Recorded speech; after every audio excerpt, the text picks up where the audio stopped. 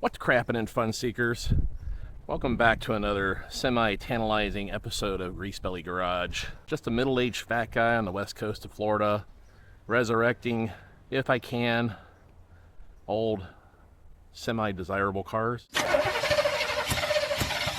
on! There we go. Come on, baby. This car popped up on Marketplace several times in the past year. Originally it was a really high price, and it kept going down until it got into my budget, and then I pulled the trigger on it. I had a buddy that I worked at the auto parts store with in high school. His first car was also a 71 LTD, but he had like glass pack mufflers and mag wheels. It was really a beautiful car. Now in 1989 or whenever that was, these cars were pretty inconsequential, but today they're just a big, just a big boat. I've got a set of keys. In fact, let me show you the keys. They're the coolest part. The keys are on a leather, like a key wallet deal. Usually when you get a car that has a keychain like this, you got a pretty good car, because I think this thing's probably pretty old. Let's do a quick walk around here and check her out. I've heard that this is called a bunky beak, I think, or a Bernie beak, something like that. This was also the front end on the car that Lois Lane drove in the first Superman movie. I think hers was a red, it may have been a wagon or a red sedan. There was a few different versions of this car, from what I recall. My pants are falling down. Back in the early 80s, Florida required inspections and these window inspection stickers. I think this was probably the last year they did that, in the early 80s. Got a white painted top, flat tires. There's a bottle of Ensure. I'm not far from needing those myself. Missing a couple hubcaps over here. It looks pretty good for the most part from the outside. However, because of this big gaping rust holes in the back, fiberglass reinforced Bondo will likely take care of all that. The quarter panels and the rest of the body is really good. I think this car's been sitting since the early 90s. Oh, this is a Galaxie 500? I don't know the difference between all these cars. Galaxie, LTD, whatever. These are also original Ford keys. When they say family of fine cars, that's the original ones. Nothing. Up north, this car would have never have lasted this long this way. A little bit of rust in the quarter panel there. A little bit over there. Seems pretty solid otherwise. You can see the water has been leaking down in there. I guess that's where the spare tire probably went. Looks like it. All that stuff's gone. Found another gaping hole in the, call it the boot. Make this video a little classier. But the interior looks pretty darn good. Uh-oh, there's a fan shroud. That's what I was worried about. I have a feeling the price went down on this car because it's already gone through a couple of buyers already, I believe. Got AC dash. The seats are really nice. I mean, look at this. There's the two original hubcaps for the passenger side. See if I can get my butt in here. I cannot see the odometer. The dash is in really good shape. Even the headliner is really nice. Missing the dome light housing. Galaxie 500. So this is a 71 Galaxie 500. Here's an ashtray. That looks pretty good. It's about 1,000,000 degrees in Florida again today. Inside this car, my butt crackometer says it feels like about 120. And there's nothing in the glove box. We got to identify under the hood, and I figure there's a reason that fan shroud is off. I hope this car runs. Remember the days of the ashtrays in the seat in the back? You could sit in the back and huff on a cool with the air conditioning on, and nobody cared. Time to go in the hood. Cars in Florida rot from the top down. I know I've said that a million times, but this is a classic case of that. We got no power brakes, kind of unusual. The easiest way to identify a Ford V8, count the valve cover bolts. Spark plug wires have all been pulled. It's missing the power steering reservoir cap. Fan is gone somewhere. I have a feeling somebody's already tried to start this car, so I may be wasting my time. 1, 2, 3, 4 on the top. I can determine more on that later. I think the big blocks had 7 bolts.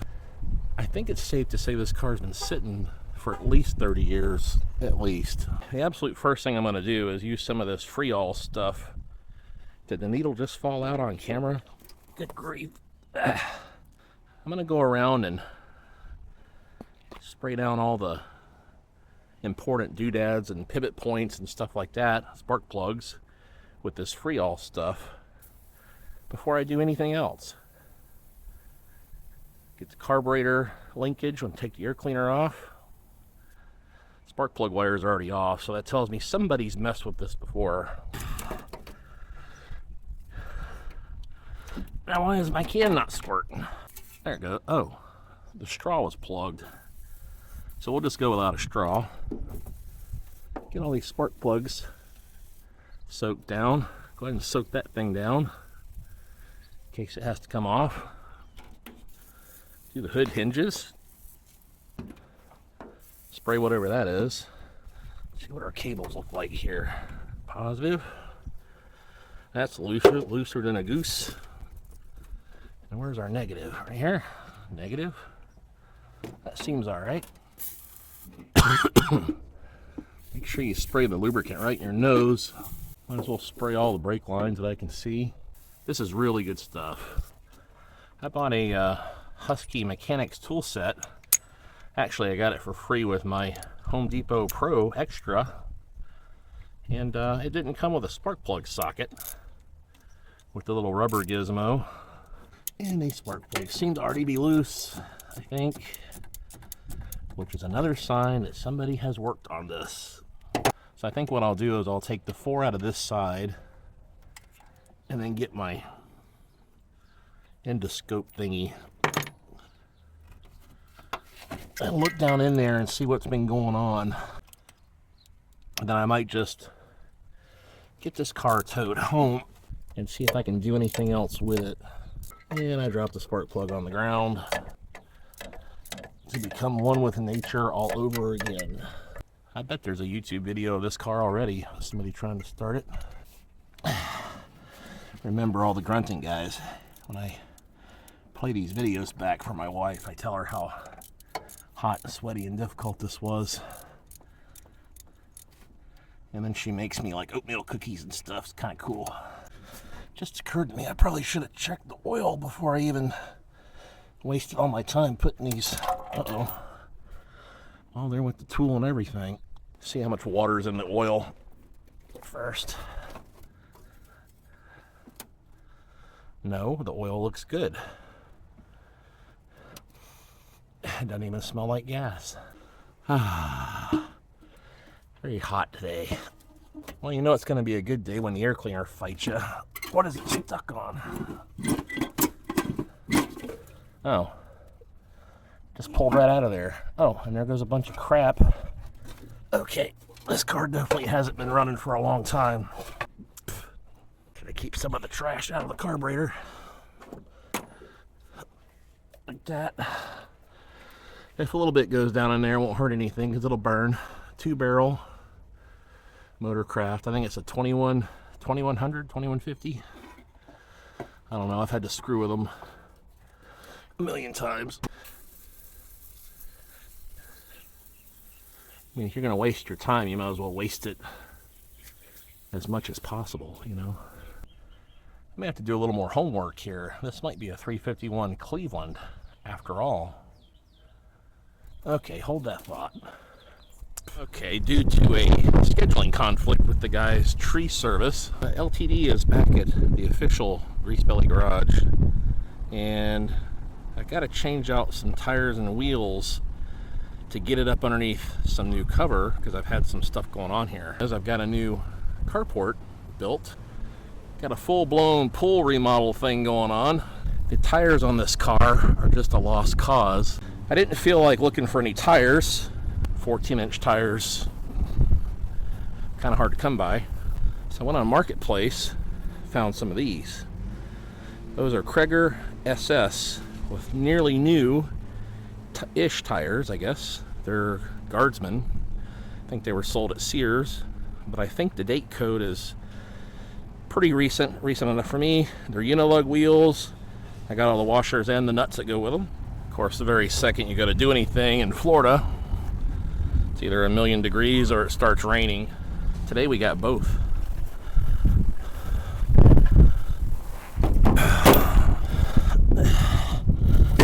Uh-oh. Oh no.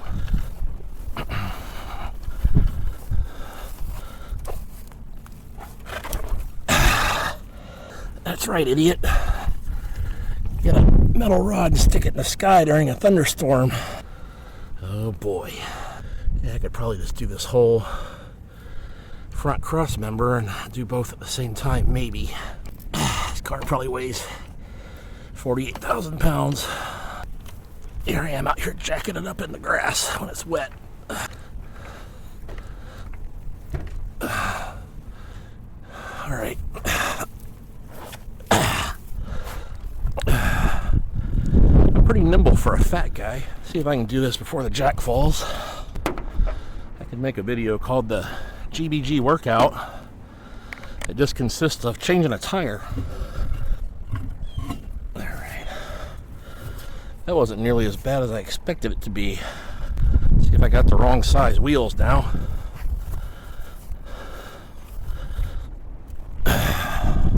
When you're really fat like me, it's easier just to lay down and do this stuff. Oh yeah. It seems like this wheel's gonna clear everything okay, so that's good.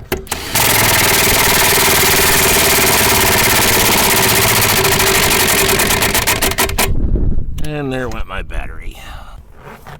Gonna have to move the jack.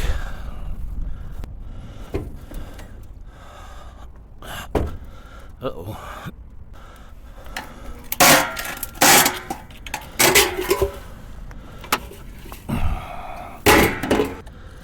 Okay, so the trick is to get these nuts going through these washers. Probably wasting my time with all this. I probably won't even feel like taking these tires and wheels off when I sell this car, so I'm going to build that into my price when I sell it.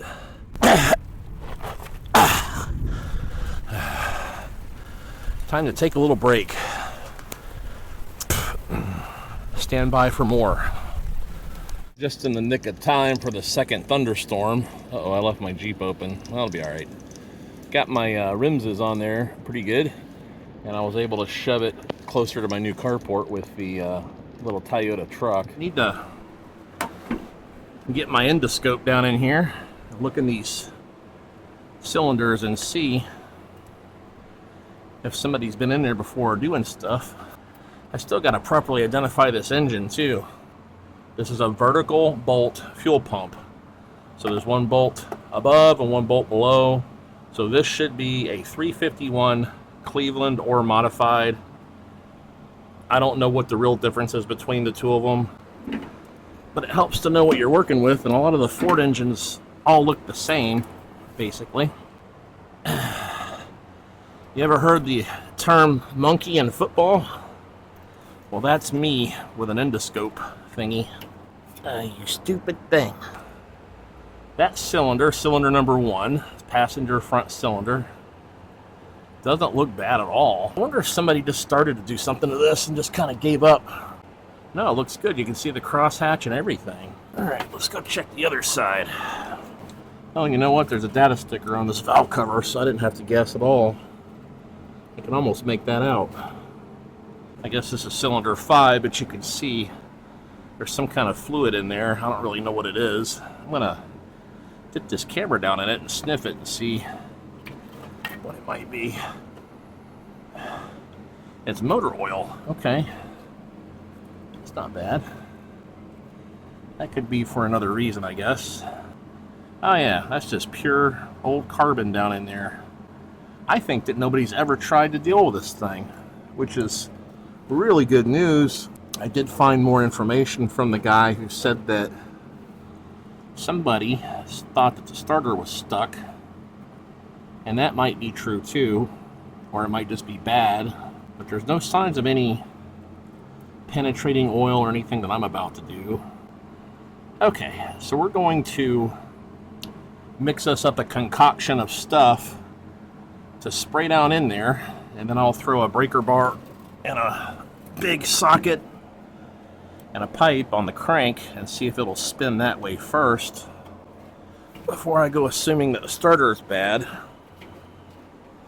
Then we'll investigate the starter after the breaker bar. Okay, when I make this stuff up, I usually go ahead and get the standard, which is Marvel Mystery Oil. And you can get these cheap pump-up sprayers at Home Depot, like 10 or 15 bucks. You don't even have to get one that big. You can get a little 1-gallon one, and that works pretty good. By the way, it's about felt like 109 degrees here today in Florida. Pretty refreshing. I can't wait till my pool's done. So I'm going to start out adding the Marvel Mystery Oil into here.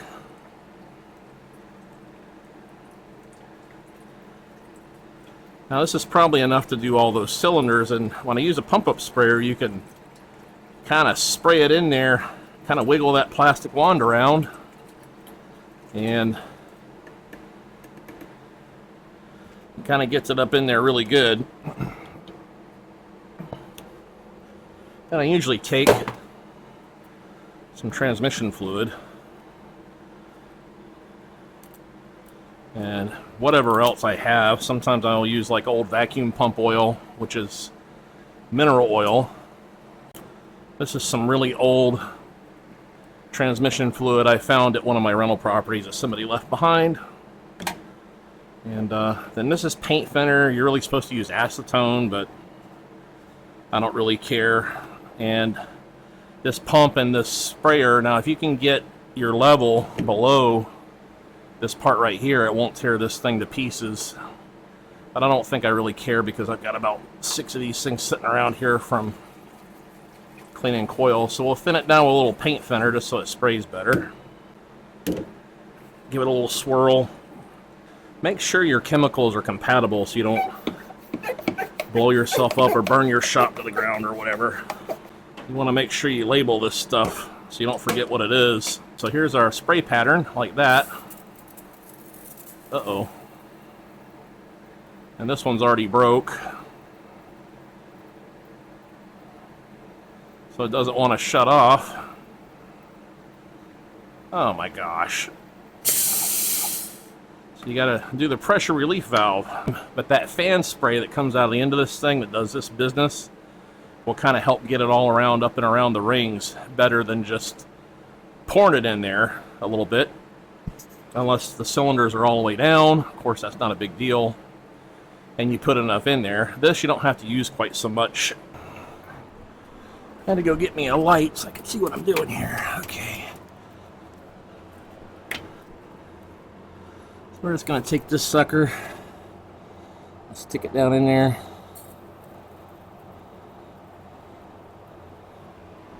And pull the trigger and move it around. Well, it's doing something. Some kind of smoke was coming out of there.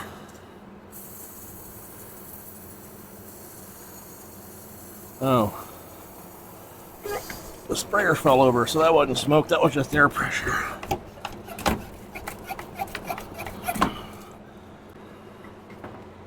And it's quit leaking too, and that little nipple fits right in the spark plug hole really good. So as you're spraying, you can just kind of move it up and down, and it'll juice some of that stuff up in and around everywhere. Or you can do it a 360 Kind of do a helicopter thing. Well, that one had a bunch of oil in it already, so I'm not gonna concern myself with that one too much. It's pretty obvious I'd already trashed the sprayer once some other way, so I'll probably wind up tossing this one in the garbage. Alright, we'll let that brouhaha for a little bit. Then we'll get our sockets and breaker bar out and see what this thing's going to do.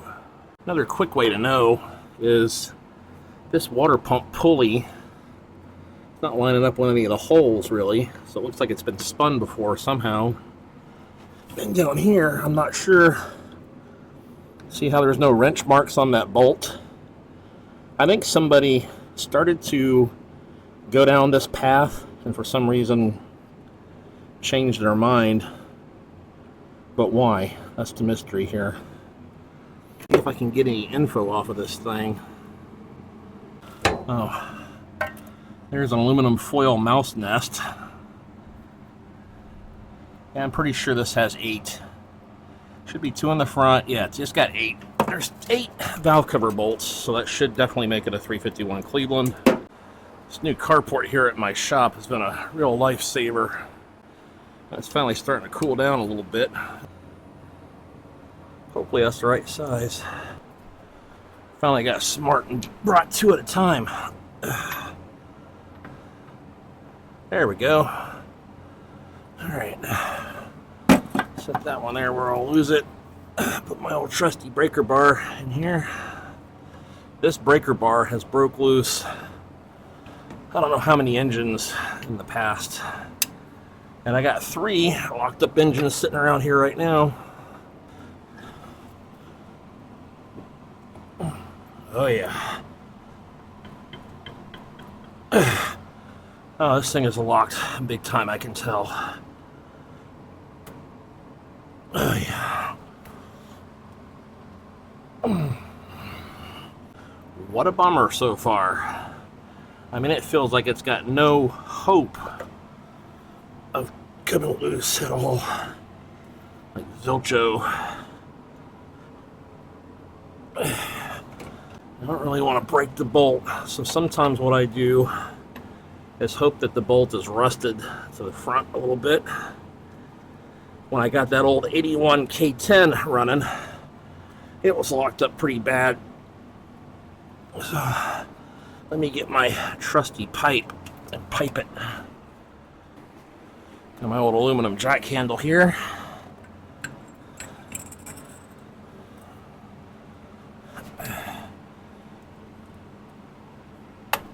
Okay, the bolt wants to come out, so we're not going to do that. We're going to tighten it right back up.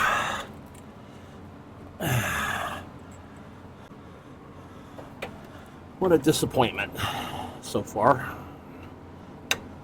Okay.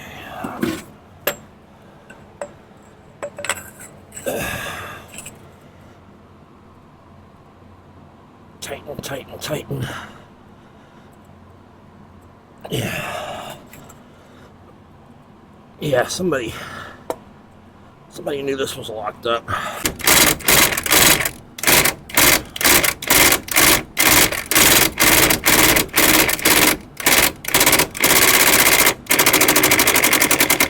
Another freaking dead battery. Good grief. Oh, that's better.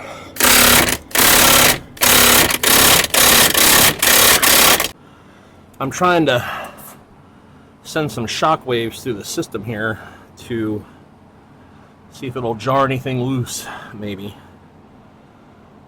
Probably won't, but it doesn't hurt to try. Maybe I'll have to load up these cylinders with even more stuff.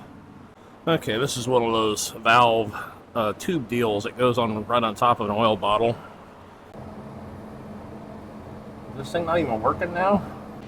I have to let this thing sit, soak for a week even. You know? Okay, it's been about 3 days, 4 days maybe. And it was only now that I decided a couple of different strategies here. I probably ought to check the side of the block and make sure there's no connecting rods hanging out anywhere. And I might need to investigate our belt situation, because upon further inspection, these belts are extremely tight, and when these cars sit in the rust, the belt can actually rust to the pulleys, and you end up fighting like this old AC compressor that's rusty, or a locked up water pump, or whatever, power steering pump, although it would be really unusual for that to happen. I'll use my camera to shine down alongside the block. I see no significant engine parts hanging out of the side of the block. I still got my impact wrench on the crankshaft bolt, and all I'm doing is operating it forward and backwards.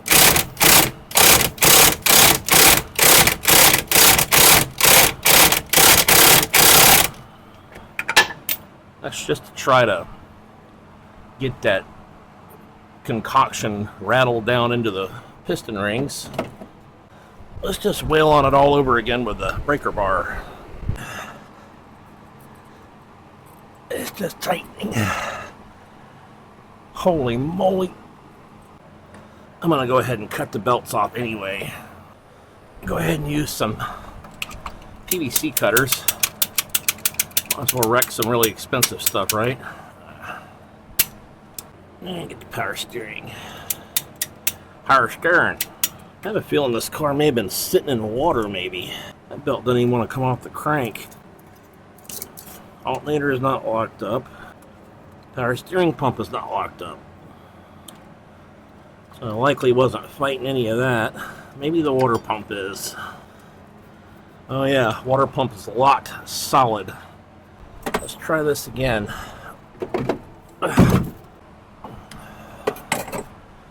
Okay.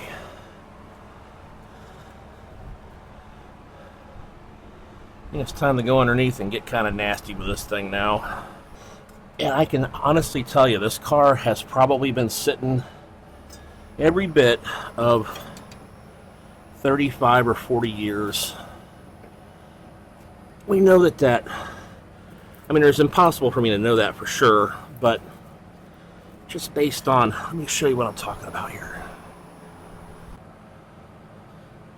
All right, here's the locked up water pump right here. I mean, that thing is never gonna turn again. And if I drive this car or even get it running, I'm gonna have to put a water pump on it. There's nothing left in that bearing or that hub. And then these belts are stuck. They're like hermetically sealed into this pulley on the bottom, like tight.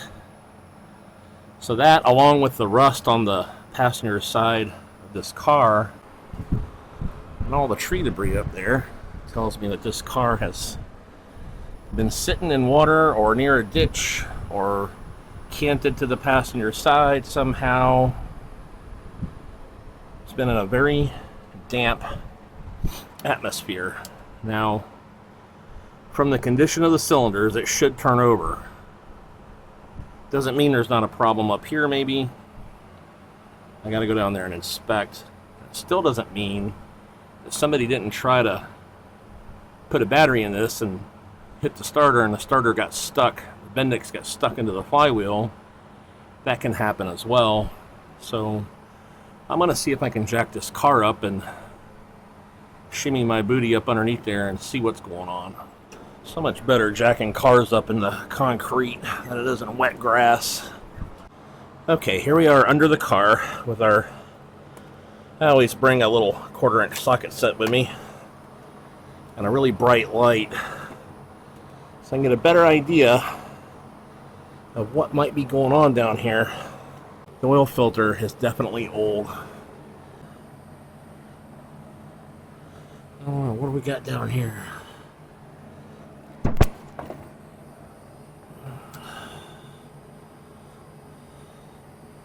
I just don't see anything that's horribly out of sorts here. There's a Motorcraft belt on there. I wonder if there's a way to date code that. That might give us an idea when the car was driven last. The battery cable's definitely been replaced before. It's just too new compared to everything else. So maybe there is something going on with this starter situation. But I think before I pull the starter, I think I'll maybe try to figure out a way to wrench on this thing a little bit more. What is this here? Is that like a fuel canister? A vacuum vapor canister? That's what it looks like. Oh, here's a brake hose just kind of dangling there. So that's already been disconnected. They must have had to do that to move this car. And you can see this car is not rotted out. The floors are even still good for the most part. Maybe on the driver's side there's a little bit of rot in the floorboard where that seat is loose. I can't find anything in this engine block that shows any signs of anything being broken. The starter doesn't seem to be that bad. I mean, I think all this oil on the bottom is all the crap that I spilled out everywhere when I filled the cylinders up. So I think what I'm going to do is wrench on it one more time and maybe put some more stuff in the cylinders and let it sit for another day or two. See how that goes. Okay, I took a little break and put a ratchet strap on the breaker bar, tied it to the golf cart, inspected the starter, looked in the cylinders again. I just don't see anything holding this thing up except a spun bearing possibly. I guess I'll throw some more stuff in it, some more juice, let it sit for a little bit longer and see what else I can do with it tomorrow. Take one more peek at a couple of these cylinders and see. Alright, I'm getting serious now. I'm going to fill these things up until they're just running out of there. I've been letting it boil with some transmission fluid in it. I even went back off camera and put even more in it. Where's my breaker bar? Oh, I bet it's underneath this jack handle. There it is.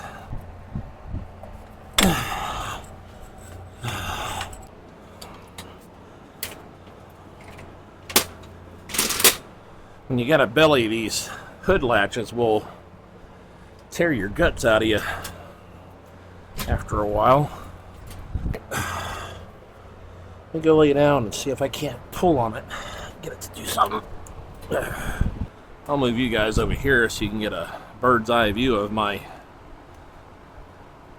temper tantrum that's about to ensue. Jack underneath here. And try to push up on it with the jack. Uh-oh. I hear stuff popping and bending, but I don't know if that's good or bad.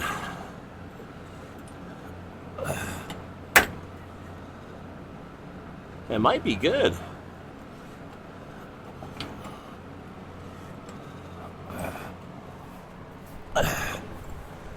Either that or I'm jacking the whole car up. Well, that was bad. Didn't break any tools. I don't see the bolt head anywhere. I don't think it turned. No, it did not turn. Okay, hold that thought. I have been in this thing and under this thing and all over this thing, and I cannot see any kind of a problem with why it won't turn over. All the cylinders are full of transmission fluid now. The starter appears to have a sheared off starter bolt, so can't do much with that at the moment. And so I think what I'm going to do next is to see if this car is even worth pursuing further. And to do that, I will put a battery in here, tighten up all the battery cables, hope the car doesn't burn down, turn the key on, see if I can hear the starter doing anything, which would be a good indication as to whether I need to pursue the broken bolt. If it doesn't, then I'll have to ultimately transfer this car to my big shop and put it up on the lift where I can more easily access that stuff. It's not easy working on a 5,000 pound monstrous car like this on your back at my age and my physical shape. More importantly, see if any of the electrical stuff works, headlights, horn, radio maybe, you know, things like that. If the car is a dud from sitting in a swampy area for too long, may have to, you know, part it out or sell it to an enthusiast. It is a really good car, actually, and everything on here looks completely original, even underneath. I don't even think it's got that many miles on it, to be honest with you. I can't see the odometer because it's fogged out, but I would guess it's got 60,000 miles on it, maybe, something like that. And I'm also positive now that this car has been sitting since that registration was expired in 1982 or not too long thereafter. Probably every bit of 35 to 40 years, without question. So I'm going to clean up some of this mess in here first.